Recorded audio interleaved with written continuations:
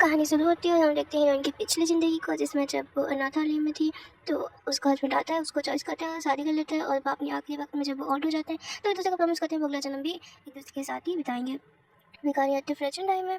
और जब हीरोइन ये सोच रही होती है कि उसका हस्बैंड उसको ही चुनेगा, तो फिर उसका हस्बैंड उसे नहीं चुनता, एक दूसरी लड़की को चुनता है जो रॉयल होती है।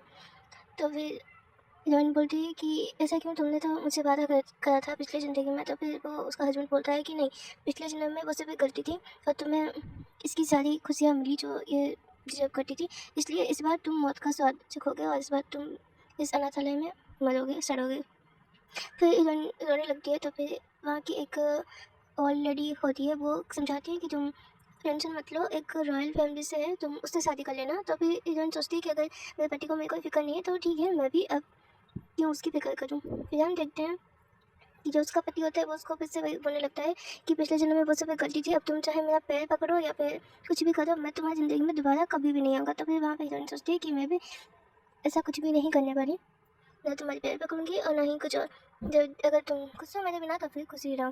तभी वहाँ पे एक रॉयल ओल्ड लेडी आती है, सॉरी कार पर आती है।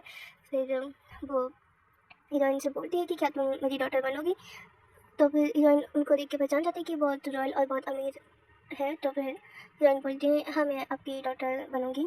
तो फिर वो ओल्ड लेडी बोलती है ठीक है, आज से तुम मेरी डॉटर हो और तुम मुझे मम्मी बोल के बोलोगी। तो फिर हीरोइन बोलती है हाँ ठीक है। फिर वो ओल्ड लेडी हीरोइन को अपने साथ अपने घर ले जाती है। फिर आगे क्या होता है हीरोइन के साथ, ये जानने के लिए चैनल को सब्सक्राइब करें। थैंक